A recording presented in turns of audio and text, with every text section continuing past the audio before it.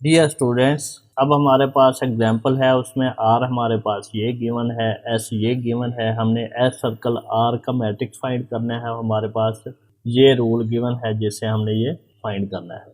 अब देखें, फर्स्ट हमने फाइंड करना है occurrence of possibility of alpha when one has occurred.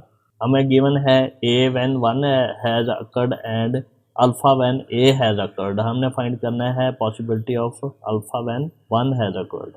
हमने फाइंड करना है एक्चुअली वन ए अल्फ़ा, फिर ये बनता है वन बी और ये बी अल्फ़ा, फिर वन सी अल्फ़ा, फिर वन डी और ये डी अल्फ़ा।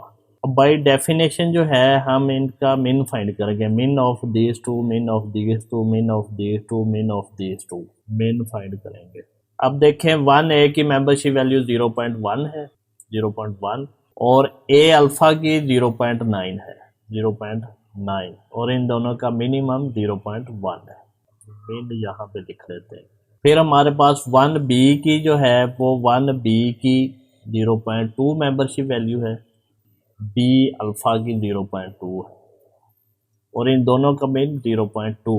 वन सी का देखें, वन सी का 0 है और सी अल्फ़ा का 0.8 है, 0 है और ये 0.8, और इन दोनों का मिन 0.0। वन डी की जो है वो 1.0 है मेंबरशिप, और डी अल्फ़ा की 0.4 है, 1.0 एंड 0.4, और इन दोनों का मिनिमम जो है वो 0.4 है। अब क्या करना है, अब हमने इन सब का मैक्सिमम फाइंड करना है, वो है 0.4।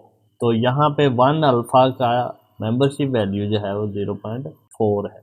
यहाँ पे देखें हमने क्या किया है, max of min of one A alpha, min of one B alpha, min of one C alpha, min of one D alpha, which can be written as max of. इसको फर्दर हम ये लिखेंगे, मिन ऑफ वन ए की membership value 0.1, यहाँ से पता चली है, और ए अल्फ़ा की 0.9,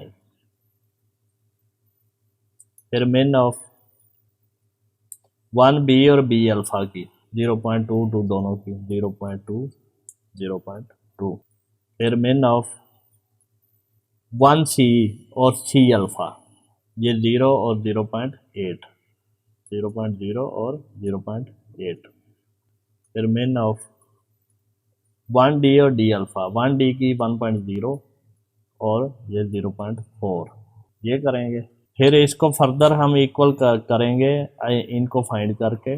ये अब यहाँ से हम, मैं इधर लिख रहा हूँ, इसको लिखेंगे इक्वल टू मैक्स ऑफ, यहाँ से 0.1, यहाँ से 0.2, यहाँ से 0 और यहाँ से 0.4, 0.1, 0.2, 0.0 और 0.4।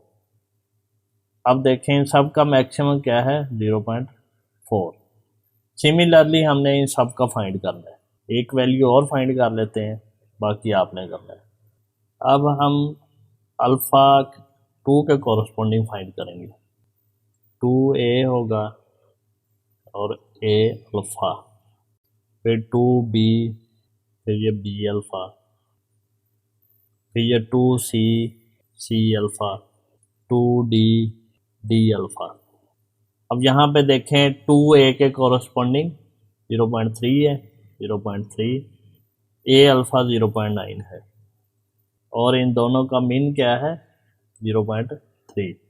फिर 2b अल्फ़ा, 2b 0.3 और b अल्फ़ा 0.2, 0.3 एंड 0.2 और मीन 0.2।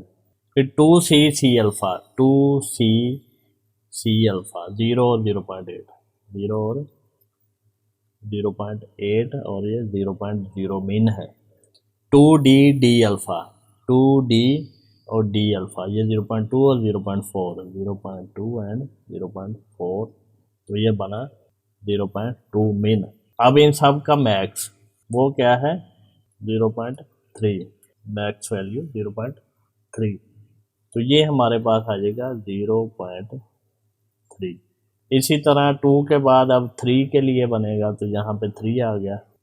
अब ये 3 के कोरस्पॉन्डिंग जितने भी है 0.8, 9, 1 और 4, ये 0.8 हो गया, 0.9, ये 1.0 और ये 0.4, और ये सेम ही होगा।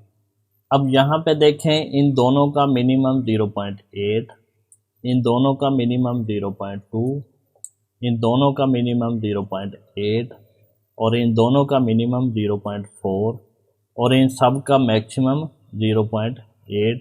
तो यहाँ पे हमारे पास आएगा 0.8। फिर हमने फाइंड करना है बीटा के corresponding possibility of अक्रंस of beta when 1 has occurred, 2 has occurred, 3 has occurred, तो ये आ जाएगा।